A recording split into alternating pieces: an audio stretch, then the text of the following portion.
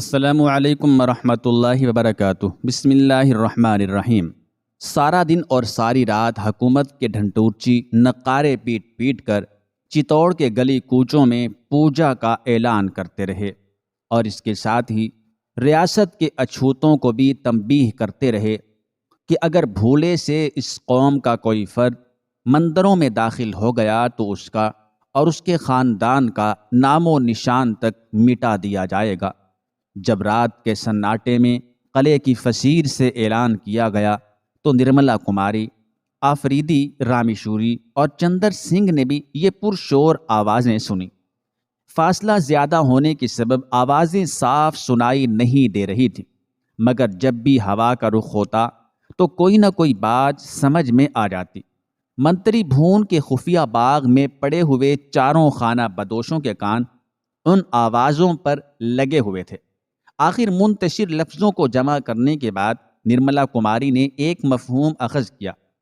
کل پورن ماشی کی رات ماتا اور کالکا کے مندر میں صبح سورج نکلنے تک چتوڑ کی سلامتی کے لیے دعائیں کی جائیں گی۔ نرملا نے آفریدی کو مخاطب کرتے ہوئے کہا، اس کا مطلب ہے کہ سیاسی صورتحال بگڑ گئی ہے۔ آفریدی نے کچھ سوچتے ہوئے کہا، یقیناً کوئی خاص مسئلہ ہے۔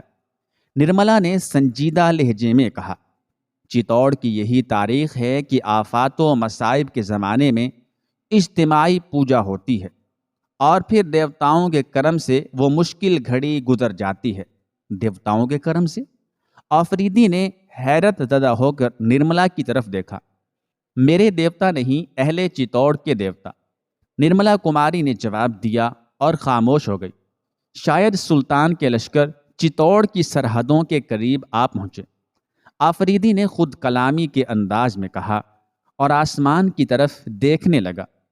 پورن ماشی کی رات آئی تو ماتا کے مندر میں بہت ہجوم تھا۔ یہ مندر راج محل کے درمیان میں بنایا گیا تھا، جس کے اندر چتوڑ کے امراء اپنی مذہبی رسمیں ادا کرتے تھے۔ آچاریہ شنکر داس کی ہدایت کے مطابق راجگانے چتوڑ اور سرداران قوم کی کنواری لڑکیوں نے شیو کی پوجا اس حال میں کی کہ ان کے چہروں پر شرم و حیا کا عکس تک نہیں تھا، اور ہوتا بھی کس طرح کہ وہ اس بے حیائی کی عادی ہو چکی تھی۔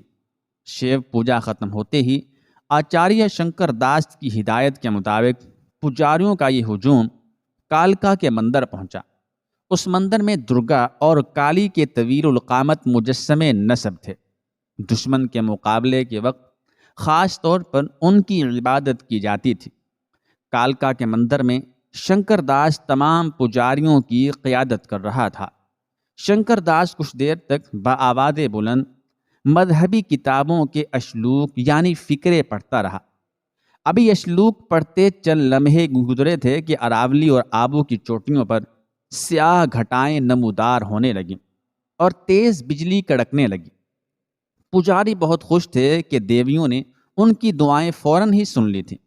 رات بھر اسی طرح پوجا ہوتی رہی اور بجلی کسی سرخ سانپ کی طرح لہراتی رہی۔ لوگوں کا خیال تھا کہ موسلا دھار بارش ہوگی، مگر آسمانوں نے چتوڑ کی زمین کو پانی کا ایک قطرہ بھی نہیں بخشا۔ پھر جیسے ہی صبح کا سورج طلوع ہوا، پجاریوں کے منہ سے بے اختیار چیخیں نکل گئیں۔ مندر کا فرش اچانک ہلنے لگا تھا۔ لوگوں کو شور و غوغا سے باز رکھنے کے لیے شنکر داس کو خود پوری طاقت سے چیخنا پڑا۔ ماتا کے پجاری گھبرائے نہیں کہ یہ دیوتاؤں کا لایا ہوا زلزلہ ہے جو چتوڑ کے ہر دشمن کو تباہ کر دے گا۔ ابھی ان الفاظ کی گونج ختم ہونے بھی نہیں پائی تھی کہ درگا ماتا جو ایک پتھر کے وزنی شیر پر سوار تھی الٹ گئی۔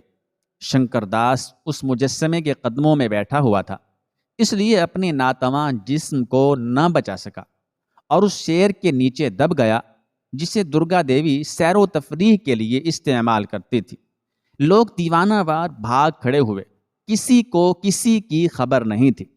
مجسمے کے گرتے ہی زلزلہ بھی ختم ہو گیا تھا، مگر لوگ بھاگے چلے جا رہے تھے۔ راجا رتن سنگھ، رانی پدمنی اور گنیش سنگھ کے ہمراہ بمشکل تمام اس بھیڑ سے نکل کر راج محل پہنچا۔ ابھی ایک آفت نے دم نہیں لیا تھا کہ دوسری مصیبت ٹوٹ پڑی۔ چتوڑ کے سرحدی دستوں کا ایک سپاہی لرزتے جسم اور اکھڑی سانسوں کے ساتھ رتن سنگھ سے سرگوشی کر رہا تھا۔ سمراٹ، ہر طرف گھوڑے ہی گھوڑے ہیں، بے شمار تلواریں اور لاتعداد انسانی سر۔ علاؤ الدین خلجی ہماری سرحدوں میں داخل ہو گیا ہے۔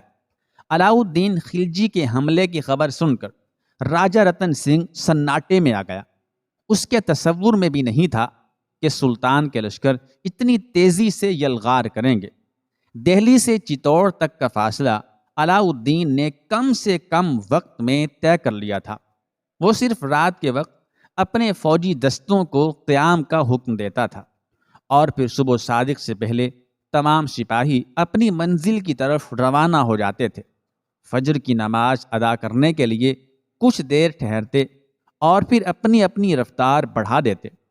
جب چتور کے محافظ دستوں کی سپاہیوں نے صبح کے دھندلکے میں ہر طرف شہسواروں کے سائے دیکھے تو ایک سپاہی نے ہوش مندی سے کام لیتے ہوئے راج محل کی طرف بھاگنا شروع کر دیا۔ اس نے دریائے گمبیری میں اپنا گھوڑا ڈال دیا، جہاں دریا کا پاٹ بہت کم ہو گیا تھا اور پانی گھوڑے کے ٹخنوں سے ذرا زیادہ اونچا نظر آ رہا تھا۔ وہ سرحدی سپاہی اس وقت راج محل پہنچا جب کالکا کے مندر میں افراتفری مچی ہوئی تھی اور لوگ چیختے چلاتے ادھر ادھر بھاگ رہے تھے۔ سپاہی نے بڑی ذہانت کا ثبوت دیتے ہوئے سرگوشی کے انداز میں راجہ رتن سنگھ کو بتایا کہ علاء الدین خلجی کا لشکر جرار آ پہنچا ہے۔ اس خبر کو سن کر کچھ دیر کے لیے راجپوت سمراٹ کے اعصاب شل ہو گئے تھے، اور پھر اس نے فوراً ہی نئے مہا منتری گنیش سنگھ اور سپہ سالار ہری سنگھ کو اپنے مخصوص کمرے میں طلب کر لیا تھا۔ تم نے کچھ سنا ہری سنگھ؟ چتوڑ کے حکمراں نے اپنے سپہ سالار کو اس طرح مخاطب کیا جیسے اس کی زبان اور جسم راج محل میں موجود ہوں اور ذہن کسی مفرور مجرم کی طرح مختلف راستوں پر بھٹکتا پھر رہا ہو۔ ہری سنگھ نے اپنے فرما روا کی سراسیمگی کو فوراً ہی محسوس کر لیا اور دونوں ہاتھ سینے پر باندھ کر سر جھکاتے ہوئے کہا، سمراٹ، میں اپنی سماعتوں کو دنیا کے شور سے محفوظ رکھتا ہوں۔ میں ایک سپاہی ہوں، اپنے شاہ کے ایک ایک اشارہ چشم کا منتظر اور ایک ایک جنبش لب کا تابع۔ سمراٹ جو کچھ کہتے ہیں میں وہی سنتا ہوں۔ ہری سنگھ ایک بہادر اور جانثار سپہ سالار تھا، اس لیے اس کے انداز گفتگو کو خوشامد سے تعبیر نہیں کیا جا سکتا تھا۔ اس وقت بھی وہ اپنے اس حقیقی لہجے میں بول رہا تھا۔ رتن سنگھ کے ماتھے پر کئی بل پڑ گئے اور اس نے تلخ آواز میں ہری سنگھ کو مخاطب کیا، سیناپتی، ہمیں بہت دکھ ہوا کہ اب تم بھی ایک سیاست داں کی زبان میں بات کرنے لگے ہو۔ سپہ سالار ہری سنگھ حیران و پریشان ہو کر اپنے فرما روا کی طرف دیکھنے لگا۔ سمراٹ، ممکن ہے کہ میری جانثاری راج محل کے معیار پر پوری نہ اترے، مگر میرے ہونٹ آج بھی جھوٹ سے نا آشنا ہیں۔ میں نے مصلحت اور سیاست سے کبھی دوستی نہیں کی۔ اس الزام تراشی کو ضبط کرتے کرتے ہری سنگھ کا چہرہ سرخ ہو گیا تھا۔ تو پھر تمہاری آنکھیں دھندلا گئی ہیں اور کان بہرے ہو گئے ہیں۔ رتن سنگھ نے اپنے سپہ سالار کے جذبات کا احساس کیے بغیر کہا۔ ہری سنگھ کی حیرت میں مزید اضافہ ہو گیا اور اس کے چہرے پر ابھرنے والی ناگواری کا رنگ گہرا ہو گیا، تاہم اس نے اپنی زبان کو بے قابو نہیں ہونے دیا۔ میں اب تک سمراٹ کی گفتگو کا مفہوم نہیں سمجھ سکا۔ ہری سنگھ، والی چتوڑ کی آواز پہلے سے زیادہ بلند اور تلخ تھی۔ یہ تمہاری ذمہ داری تھی کہ تم چتوڑ کی سرحدوں کی حکمرانی کرتے، اور اگر ہماری مملکت کے حساس علاقے سے کوئی گدڑ بھی گزرتا تو ہمیں آگاہ کرتے۔ سمراٹ، آج تک کوئی لمحہ ایسا نہیں گزرا کہ میں اپنی سرحدوں سے غافل رہا ہوں۔ حالت امن میں بھی میری آنکھیں اپنی مملکت کی حکمراں رہی ہیں۔ سپہ سالار ہری سنگھ سیدھا کھڑا ہو گیا اور راجہ رتن سنگھ کی آنکھوں میں آنکھیں ڈال کر بول رہا تھا، تو پھر تم ہمیں یہ خبر کیوں نہیں دے سکے کہ سلطان علاء الدین خلجی چتوڑ کے قریب آ پہنچا ہے؟ رتن سنگھ نے قہر آلود لہجے میں کہا، کیا تم جانتے ہو کہ ہمارا دشمن ہمارے کتنے نزدیک ہے؟ سیناپتی ہری سنگھ کے چہرے کا رنگ فک ہو گیا۔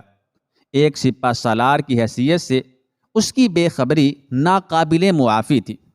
وہ شرم و ندامت کی دلدل میں ڈوبنے ہی والا تھا کہ تیزی سے ابھرنے والے ایک خیال نے اسے بچا لیا۔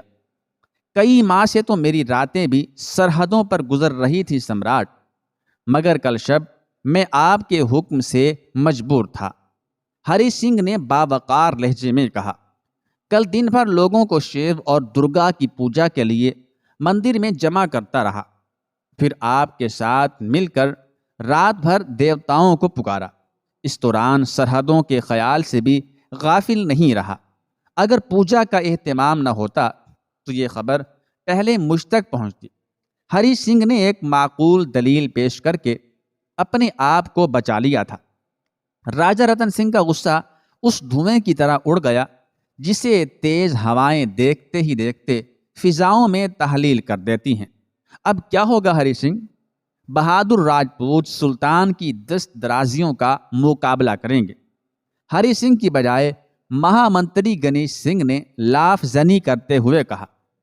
غیرت مند راجپوتوں کے گریبانوں کی طرف بڑھنے والے ہاتھ کاٹ دیے جائیں گے اور انہیں قلعہ کے صدر دروازے پر لٹکا دیا جائے گا کہ پھر کوئی شخص ایسے گناہ کا مرتکب نہ ہو سکے گا۔ راجہ رتن سنگھ نے انتہائی تحقیر آمیز نگاہوں سے اپنے خوشامدی ماموں کی طرف دیکھا۔ تم اپنے ہوش میں ہو گنیش سنگھ؟ یقیناً سمراٹ۔ گنیش سنگھ اپنے فرما روا کے سامنے اس طرح جھک گیا کہ سنگی فرش اور اس کے سر میں برائے نام فاصلہ رہ گیا تھا۔ میں ریاست کا بہترین دماغ ہوں سمراٹ، اور ایسے دماغ کبھی بے ہوشی کی حالت میں نہیں رہتے۔ سیدھے کھڑے ہو جاؤ گنیش سنگھ، راجہ رتن سنگھ نے ڈانٹتے ہوئے کہا۔ ہم اتنی خوشامد پسند نہیں کرتے کہ آدمی اپنے مقام سے گر کر کوئی پالتو کتا نظر آنے لگے۔ غصے سے رتن سنگھ کا چہرہ سرخ ہو گیا تھا۔ تم جس شخص کو کٹے ہوئے ہاتھوں کا تماشا دکھانا چاہتے ہو اسے جانتے بھی ہو کہ وہ کون ہے؟ گنیش سنگھ کیا جواب دیتا؟ خوش آمدی اور زمانہ ساز انسان تھا۔ اپنے حکمراں کے بگڑے ہوئے تیور دیکھے تو اس کے پاؤں کانپنے لگے۔ راجہ رتن سنگھ نے حقارت کے ساتھ منہ پھیر لیا اور اپنے سینا پتی کو مخاطب کر کے کہنے لگا، ایسا سنگین وقت چتوڑ پر کبھی نہیں آیا ہری سنگھ۔ تم سلطان کی ٹڈی دل جیسی فوجوں کا مقابلہ کرو گے، آگے بڑھ کر حملہ آور ہوگے، یا پھر دفاعی حکمت عملی اختیار کرو گے؟ رتن سنگھ نے اپنے اعصاب پر قابو پا لیا تھا، مگر پھر بھی سلطان کے حملے کی خبر کوئی عام خبر نہیں تھی۔ چند لمحوں میں راجپوت سمراٹ کی نگاہوں کے سامنے کئی خون رنگ مناظر ابھر کر ڈوب گئے تھے اور اسے چتوڑ کا مستقبل دھواں دھواں نظر آ رہا تھا۔ سینا پتی ہری سنگھ بھی ہراساں تھا، مگر امیر لشکر کی حیثیت سے اس نے اپنے آپ کو بہت زیادہ مضبوط انسان ظاہر کرنے کی کوشش کی تھی۔ میرا اندازہ ہے کہ تعداد کے اعتبار سے ہمارے اور سلطان کے سپاہیوں کا کوئی مقابلہ نہیں۔ ہم نے اسے تسلیم نہیں کیا، مگر وہ ایک شہنشاہ کی حیثیت رکھتا ہے۔ سپہ سالار ہری سنگھ بڑی صاف گوئی سے بول رہا تھا۔ سلطان کے پاس اسلحہ بھی زیادہ ہے اور سامان رسد بھی 7 کھلے میدان میں ہے، اور ہم قلعے میں محدود۔ بہتر یہی ہے کہ ہم زیادہ سے زیادہ رسد کا سامان جمع کریں اور قلعہ بند ہو جائیں۔ اس کے بعد صورتحال کا جائزہ لیں اور وقت کے تقاضوں کے مطابق حکمت عملی اختیار کریں۔ کچھ فوجی دستے سلطان کے ساتھ تصادم میں الجھائے رکھیں اور باقی لشکر کو قلعے کی حفاظت کے لیے وقف کر دیں۔ اگر معرکہ آرائی نے طول کھینچا تو ہماری افواج مکمل طور پر محصور ہو جائیں گی، اور پھر ہم موسم کی خرابی کا انتظار کریں گے۔ موسم برفتح اور شکست کا دار و مدار ہے، مگر یہ سب کچھ آنے والے وقت پر منحصر ہوگا۔ فی الوقت آپ چتوڑ کے عوام اور فوجوں کو اپنی تقریر سے حوصلہ دیجیے کہ جنگ میں حوصلہ اور جذبہ ہی سب سے بڑا ہتھیار ہے۔ یہ کہہ کر ہری سنگھ اٹھنا ہی چاہتا تھا کہ راجہ رتن سنگھ کے ایک محافظ خصوصی نے مہاراج رام دیو کے آنے کی اطلاع دی۔ رام دیو کا نام سنتے ہی رتن سنگھ اور پدمنی کے چہروں پر ہوائیاں اڑنے لگیں۔ گنیش سنگھ پہلے ہی دہشت زدہ تھا، اب رام دیو کی آمد کی خبر سنی تو وہ مزید بدحواس ہو گیا۔ سپہ سالار ہری سنگھ نے بڑی مایوس نظروں سے رتن سنگھ کی طرف دیکھتے ہوئے کہا، کیا چتوڑ کی جنگ مہاراج رام دیو لڑیں گے؟ ہری سنگھ کے اس مختصر سے سوال میں کئی نازک سوال پوشیدہ تھے۔ رتن سنگھ فوری طور پر اپنے سپہ سالار کے سوال کا جواب نہ دے سکا۔ ہری سنگھ، صبر و ضبط سے کام لو، مہاراج کو آنے دو اور ان کی باتیں غور سے سنو، آخری فیصلہ تو ہمارے ہی اختیار میں ہے۔ ہری سنگھ کا چہرہ اتر گیا۔ ہری سنگھ رام دیو کو سخت ناپسند کرتا تھا، مگر رتن سنگھ کی ملازمت نے اس کے ہونٹوں کو زنجیریں پہنا دی تھیں۔ دوسرے ہی لمحے رام دیو کمرے میں داخل ہوا تو رتن سنگھ اور پدمنی کی تقلید میں اسے بھی احتراماً کھڑا ہونا پڑا۔ رام دیو اس حالت میں اندر آیا تھا کہ اس کے لمبے بال بکھرے ہوئے تھے، آنکھیں انگاروں کی طرح دہک رہی تھیں اور سیاہ چہرہ کوئلے کا ایک تراشا ہوا ٹکڑا معلوم ہو رہا تھا۔ سمراٹ، کل رات کی پوجا کیسی رہی؟ رام دیو کی مکروہ آواز کمرے میں گونجی۔ وہ کھڑے کھڑے بول رہا تھا اور اس کی سرخ آنکھیں پدمنی کے چہرے پر جمی ہوئی تھیں۔ ہم تو ایسے پاپی ہیں کہ دیوتاؤں کی پوجاؤں میں بھی شریک نہیں ہو سکے۔ رام دیو نے گزشتہ شب کے ہنگاموں کی طرف اشارہ کرتے ہوئے کہا، نہیں مہاراج، گنہگار تو ہم ہیں۔ پدمنی شرم و ندامت کے ساتھ رام دیو کے پاؤں چھونے کے لیے آگے بڑھی۔ مہارانی، ایک پاپی کو مزید پاپی کیوں بتاتی ہیں، کیوں بناتی ہیں؟ رام دیو انتہائی عیاری سے کام لیتے ہوئے پیچھے ہٹا اور پدمنی ایک مضحکہ خیز صورتحال کا شکار ہو کر رہ گئی۔ چرن چھونے کے قابل تو آچاریہ شنکر داس ہے، جو درگا ماتا کے مجسمے کے نیچے دبا ہوا ہے۔ اس کے بے جان جسم کو چھو لیجیے، تمام دکھوں سے نجات مل جائے گی۔ اچانک رام دیو نے قہقہا لگاتے ہوئے کہا اور ایک ادائے بے نیازی کے ساتھ آہستہ آہستہ چلتا ہوا کمرے سے باہر جانے لگا۔ رتن سنگھ اور کمرے میں موجود دوسرے لوگوں نے کان لگا کر سنا۔ رام دیو کے دونوں ہاتھ فضا میں بلند تھے اور وہ کسی نیم وحشی انسان کی طرح بڑبڑاتا ہوا جا رہا تھا۔ ہماری ساری عمر کی ریاضت رائیگاں گئی اور کاغذ پر آڑی ترچھی لکیریں کھینچنے والا مہا گیانی ہو گیا۔ ستارے اس سے سرگوشیاں کرنے لگے اور وہ انسانوں کی تقدیریں بدلنے لگا۔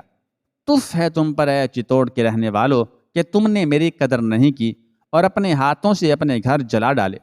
رام دیو کمرے سے نکل کر راہداری طے کرتا ہوا اپنے آشرم کی طرف جانے لگا اور اس کی بے ہنگم آواز آہستہ آہستہ ڈوب گئی۔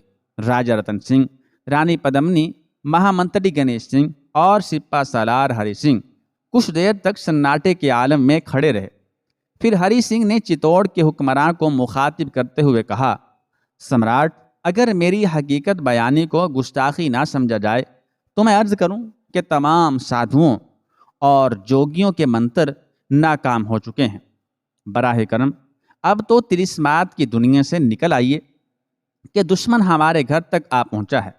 ہری سنگھ نے ایک عقلی مشورہ دینے کی کوشش کی تھی، مگر رانی پدمنی نے اسے جھڑک دیا، سیناپتی، تم اپنی حدود میں رہو اور ملک کی سیاست کو تلوار کا نشانہ بنانے سے گریز کرو۔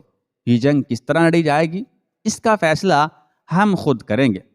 تم چتوڑ کی سرحدوں کو مضبوط تر بنا دو اور سلطان کی فوجوں کو دریائے گھمبیری سے اس پار روک دو۔ ہری سنگھ نے سر اٹھا کر ایک بار رانی پدمنی کی طرف دیکھا اور آنکھوں میں مایوسیوں کے گہرے سائے لے کر خاموشی کے ساتھ چلا گیا۔ ہری سنگھ کے جاتے ہی پدمنی نے مہامنتری گنیش سنگھ کو حکم دیا، تم چتوڑ کی پوری بستی میں اعلان کر دو کہ آج سپہر کے وقت قلعے کے باہر میدان میں سمراٹ رتن سنگھ اپنی پرجا سے خطاب کریں گے۔